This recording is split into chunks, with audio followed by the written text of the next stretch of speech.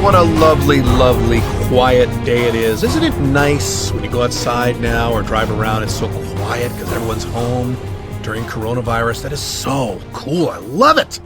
I am Caleb Jones, and this is the Alpha Male 2.0 podcast, freedom-focused lifestyle design for men, the only place where we show you how to improve both your woman life and your business/financial life, because you need both as a man in order to be happy.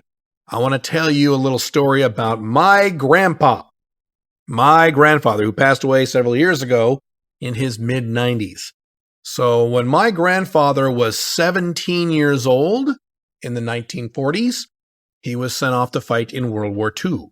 And he served actually in the Navy. He actually fought in the Battle of Midway. He watched men he was close to get killed. He watched men explode. He fought in the war. I believe he was wounded. I'm not 100% sure on that. With these war veterans, sometimes they don't like to talk about the gruesome stuff. So you have to guess between the lines sometimes. And he survived and he came back. He had already married. I believe he had married before he went off to war. So he was off to war for a few years, came back in his early 20s, had 2 children, one of which was my dad. And then my grandfather in the late 40s, early 50s, was working at a gas station. The way he tells the story is that he was making, whatever minimum wage was back then, a few cents an hour, literally. And he wiped a guy's windshield. This is back in the 1950s, where when you pulled up to a gas station, 5 guys came out and wiped down your tires, wiped down your wheels, wiped down your windshield, basically kissed your ass. This is back when the Western world was on the rise and doing well, and capitalism was alive and well instead of today, where we've embraced corporatism and socialism. But I digress. So it was a good time back then. And anyway, when he was done filling up the gas tank for this guy handed him $1 as a tip. He tipped the gas station guy $1. Now, $1 back in the late 40s, early 50s was about $11 in today's dollars. So this guy, this young kid, gets a tip for $11, and he was poor. So $11 for a tip? I mean, it's like a week or two of pay back then. It was crazy. So he's like, holy shit, I can make $11, the equivalent now, inflation equivalent, just getting a tip from a guy? Man, I should start my own business. And so he started his own small insurance company from scratch with no computer, no internet, no LinkedIn, no Upwork, no cell phones, no outsourcing, no FedEx, no UPS. So if you want to send a letter to someone back in those days, you had to wait a fucking week to get a document signed. No DocuSign, no fax machine. And he busted his ass throughout the 50s and 60s. And eventually he built up the business where he became a low-end millionaire. And by the time I was born, I believe in the early 70s, my grandfather, I believe, was worth $1 million, maybe a little more, in, 1960s, 1970s dollars. So feel free to do the inflation equivalents then. A lot of that money bled out to his 2 sons, my parents, or at least my dad, I should say, my dad and my uncle. But basically, by the time I was a kid and my memories were able to be engaged, by the time I was 3-4 years old and my memories began, he was already retired and he lived a great life for my entire life until he died just a few years ago. And so I never knew him with a job. I never knew him working. He was just retired, and he was amazingly confident, amazingly strong, amazingly masculine, amazingly outcome independent, because when you're retired and no one can tell you what to do, it's pretty nice. His wife, my grandmother, who I never met, she died when I was a baby. She died of MS. So he married his secretary, and that secretary became my grandmother, Grandma Nona. She passed away maybe 20 years ago, and he was single the last 20 years of his life. So what he did then is that he lived part of the year in Anchorage, Alaska, and part of the year in Phoenix, Arizona, and he had 2 girlfriends. He had 1 girlfriend in Phoenix and 1 girlfriend in Anchorage. They were both in their early 50s. He was in his 80s at the time, and he had a great life. He was a great, great, strong, powerful guy, and I really looked up to him as a masculine role model. Now, was he perfect? No. He was the traditional World War II generation, so he was very alpha male 1.0. He had a lot of drama with people. He had a very difficult relationship with my dad. My dad had a very difficult relationship with his father, my grandfather, the guy I'm talking about. He would blow up and yell at people. He would get really mad. He was very arrogant. He was loud. He was crass. He was racist. All the usual stuff you'd expect of very, very old people. But barring those flaws, which were standard for that generation, he was an amazing guy.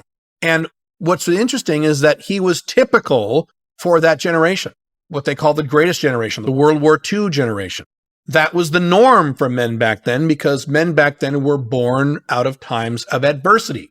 They were born from the Great Depression. They were born from World War I and World War II. That's the world they came out of. That was their generation. And so these were strong, powerful, kick-ass, masculine men. They weren't perfect men, but they were strong, masculine, tough.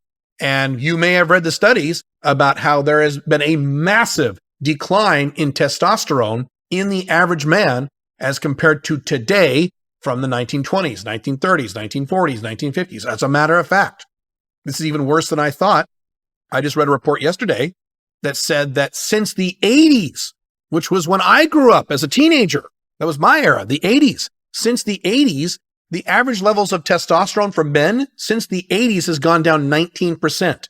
Since the 80s. So in my lifetime, the average testosterone level of the average adult male of any age is now almost 20% lower than what it was. Why is that, do you think? Now, there are a lot of reasons. We could get into a big discussion about why testosterone rates have decreased. But the biggest reason is we no longer live in times of adversity. We live very pampered lives. The typical guy wakes up and sits in his car and drives to work and then sits in an office, right? And then goes home and sits on the couch. And he doesn't have to worry about world wars. He doesn't have to worry about depressions where he loses his fucking house. He doesn't have to worry about competing tribes coming in and trying to kill him. He doesn't worry about people trying to rape his wife. He doesn't have to worry about crime, really, not really. He doesn't have to fight in gladiatorial combat, right? He doesn't have to deal with the things that most men had to deal with for pretty much 99% of all of human history. Now, that's good. I'm glad that we live in wonderful lives. I love technology. My background is IT, and I'm very happy that we're going to have more technological revolutions as we go forward. I'm very pleased with this. I love technology, and I fully intend on integrating technology into my own body as the decades go on and as we start merging ourselves with the machine world, nanotechnology and all that good stuff. I am more than happy to do that. I mean, I do a miniature version of that now with TRT. I'm on testosterone replacement therapy. I want to make sure that my testosterone for the rest of my life maintains at the levels of an 18-year-old man, which, by the way, they were. My last testosterone test, my total testosterone is 1,140, which is equivalent to a healthy 18-year-old boy. Great. It's good stuff. So I'm happy with that. However, there is a price that we have paid as men. There is a price we've paid for this new pampered pussy lifestyle, and that is that we have all become betas. And I have roughly estimated, and I think I'm right, it's not scientific, but I think I'm right about this, that around 70% of modern day men are beta males. They're pussies. And beta is a range. You have complete total loser pussies on one end and decently confident, okay guys on the higher end of beta, but they're still betas. When they go home, their wife, their girlfriend, boss them around, tell them what to do, their boss at work, etc. They're still betas. And so you have men, you have soy boys, you've got guys with low T, you've got the millennial generation and Gen Z, both of which are much more pussified than even my generation, Gen X, which by no means was a tough, rough and tumble generation at all. We had our moments, but not really. And so men today are very different. They're radically different from men of yesteryear. And that is because we, and specifically you, do not experience adversity.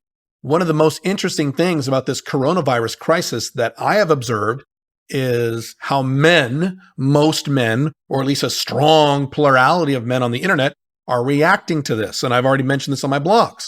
How a lot of men are choosing to freak out about this and be terrified about this and be worried about all these horrible predictions about what might happen and what about hospitals and people might die and some people have permanent lung damage and blah, blah, blah, blah, blah, blah. The economy is going to be in a depression for 4 years and 30% unemployment and oh no, oh my God, and how they just swim in this negativity.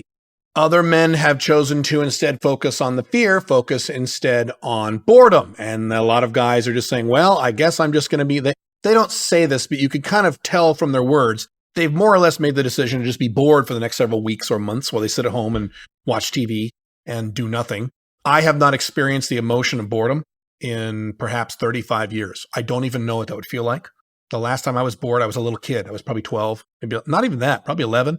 I don't even know what that would feel like. If you gave me an extra 20 hours a week in my work week, or not in my work week, just in my life, You gave me another 20 hours of free time in my week, they would immediately be filled with fun stuff and work both. They would immediately be filled. If you gave me an extra 100 hours a week, which I know is physically impossible, but if you somehow did that, they would immediately be filled with stuff. I don't even know how someone could be bored, but that's the world I live in because I'm motivated. Now, one of the reasons I'm motivated is because, as some of you probably already know, I grew up in a family that was very financially strapped. Now, when I was a teenager, things were okay, but when I was a kid, we were not quite poor. I think that's overstating it, but we were very financially limited. Let's put it that way. And it really bothered me and created a lot of angst in me when I was a kid that my family didn't have enough money to live a normal life. And I hated it. I couldn't stand it. And that was my adversity. That's what I had to overcome. Later in life, I found myself decently overweight. So I had to lose a bunch of weight. Still have more to go, but I had to lose a bunch of weight. That was my level of adversity. I was a virgin until my early 20s because I was filled with all kinds of religious societal programming from my religious mother about how evil and terrible and awful sex was and how scary it was. So I had to overcome that. That was my adversity. When I was 35, as many of you know, I went through a divorce and I had to start all over again at age 35 as a divorced beta male dad trying to figure out how to date. And I had to learn how to be a guru level dating guy. And I did that within 2 years, which was a decent amount of work. And that was my adversity. I have been through several recessions, one of which destroyed 60% of my income overnight. Another which caused serious problems where I almost went bankrupt. And that was my adversity. I had to overcome these things. And so adversity is good. Adversity makes you a man. Now, how does that work with the Alpha Male 2.0 model of long-term consistent happiness? Because that's an interesting question. My entire model is long-term consistent happiness. And I always add there as consistent as is possible in the real world. Can you be 100% consistently happy for the rest of your life, for the next 50 years straight, and never have any unhappiness? No, that's not possible. Can't do that. But as consistently happy as you can, as consistently happy as you're able to, based on real world parameters. And throughout your life, you're going to have some adversity, and this is good. Matter of fact, there are some guys who I like who talk about forced adversity, where they actually recommend you make life harder on yourself, like you become a minimalist, or you don't sleep on a bed, you just sleep on the carpet, or you fast for long periods, just don't eat for a day or two or three. Or, as I've recommended on my YouTube videos, you get involved in MMA, full contact karate, or whatever it is, where you're actually getting into real combat with other men. You need to face that adversity. By the way, it's something else I went through when I was a kid. We didn't call it MMA back then in the 80s and early 90s, but we called it full contact karate, where I would step into a little ring and I would fight a guy, usually a guy bigger than me, a head taller than me, usually, or stronger than me or whatever. It was full contact. You could kind of do whatever you want. As long as you didn't kick. I think the only rules back then were you couldn't pull someone's hair and you couldn't kick him in the balls, although we wore cups. We wore regulation supporters, as they called them later. But anyway, other than that, you could beat the shit out of the guy. And I did. I got very bad. I got battered, bruised, bloody.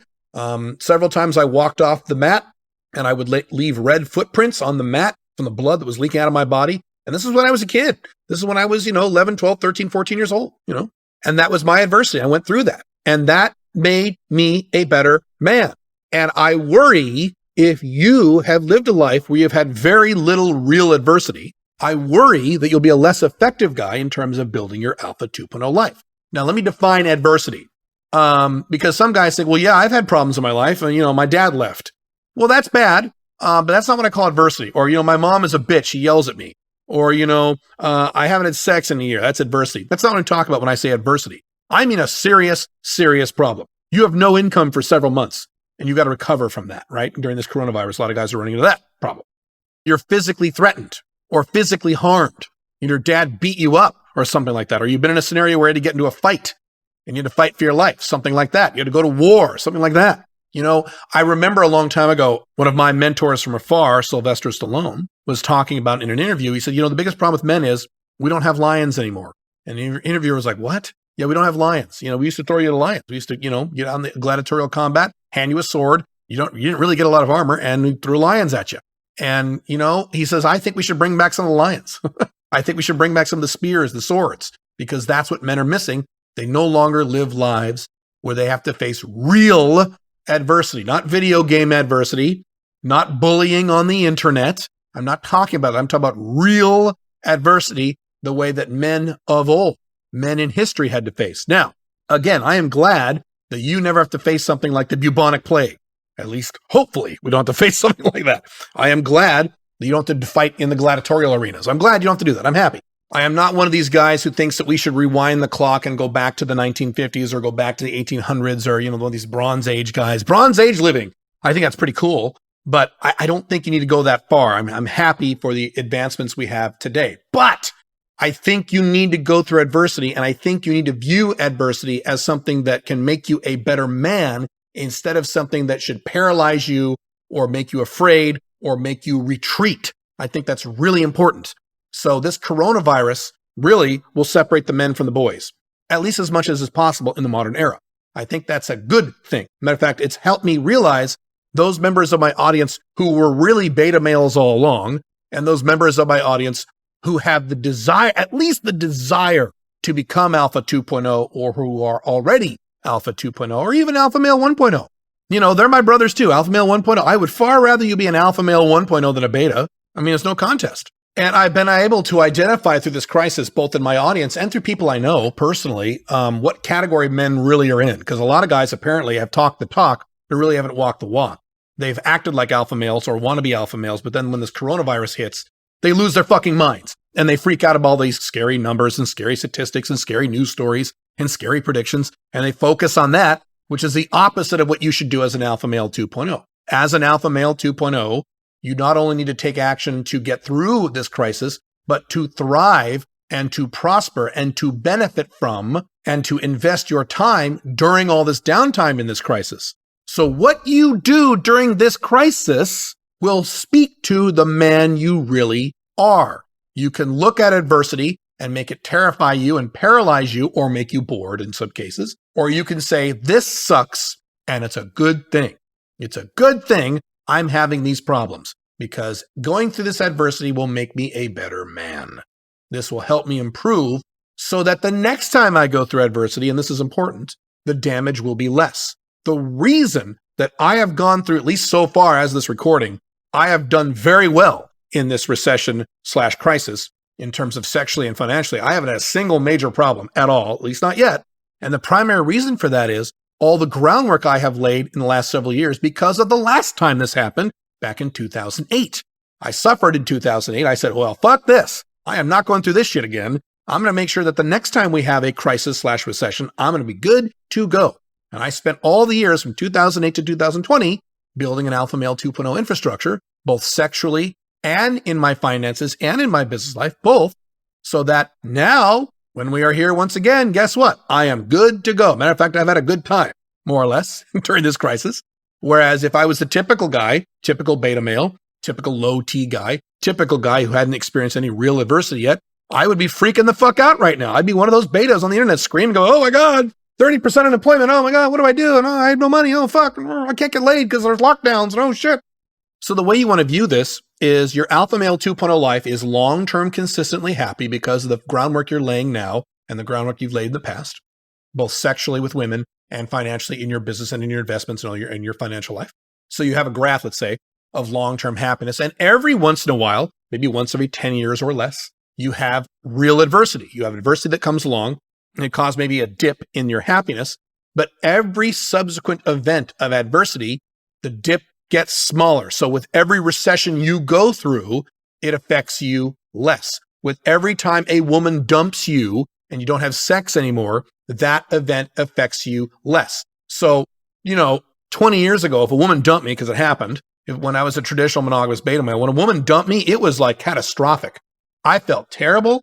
I didn't know what to do. I was hurt. I was paralyzed. I would worry about where I was going to go get laid next because I didn't know how to bring new women into my life. I was monogamous. So I only dated one woman at a time because I was stupid. And it was really horrible. Today, if a woman leaves me, as you already know, the listen fitty process, I don't even notice. I have so many women on rotation, I don't even care. And then there have been many cases literally where I didn't even notice. I'm like, oh, I haven't seen Susie in 6 weeks. Oh, that's interesting. I didn't even notice when it happened. So I had adversity, but every time I had it, the curve dipped down less far. It was a more shallow curve. And today, going into my 50s, I'm about to turn 48, going into my 50s, When I have adversity, I still have them, but when I have them, it's not a real big deal anymore. And the reason for that is I had adversity in the past. So you need to view adversity as something that is required for growth as a man, not something that you need to fear, and more importantly, not something that needs to blindside you all the time. The biggest, craziest thing about human being with these recessions, and I've mentioned this before in other contexts, is that we have a major recession once every 10 years. And so if you have experienced several recessions already, like I have, this new recession shouldn't be a surprise to you. You should have already been prepared for this. And if you weren't, what the fuck have you been doing? Now, I get it if you're a young guy and this is your first recession, you've never experienced this before, and your dad or your mentor has never taught you how to prepare for this kind of thing, that's one thing. But if you're a guy in your 30s or 40s or 50s, and this recession just smacks you in the head because you weren't prepared for it, what the fuck have you been doing? Hello? It's amazing to me how people don't prepare. I have written articles, several years ago about all the things I do to prepare my home. So I always have 30 days of long-term non-perishable food in my house. I always have at least 10 days of water. I have about 2 weeks of water as I record this. And that's not just drinking water. That's for drinking and bathing. I also have ways to cook and prepare food if I don't have electricity. I also have a huge emergency savings account in real cash and in gold, both as a combination. So no matter what happens, even if there was no electricity, no food, no running water, and no income for weeks, I'd be fine. And I would be one of the rare people in the world who would be fine. You would think after all these recessions and chaos that people would learn, but they don't. You've got to make this a learning experience and a preparatory experience for the next time you experience adversity. So mentally, view adversity as a good thing, as a method for growth, and logistically, use this time to prepare for the next time. So the next time we have a sharp recession, the next time we have a pandemic, because we're going to have another one of those too, you will be fine. It'll be no problem for you. You'll be like me during this coronavirus thing, where everyone's freaking out and you're sitting back with a smile on your face, getting laid, getting paid, cashing checks and snapping necks, as they used to say in the early 2000s. Cool? Cool. I will talk to you again very soon. I hope this has helped. Stay strong, stay in there, use this time wisely. I'll talk to you soon. Bye.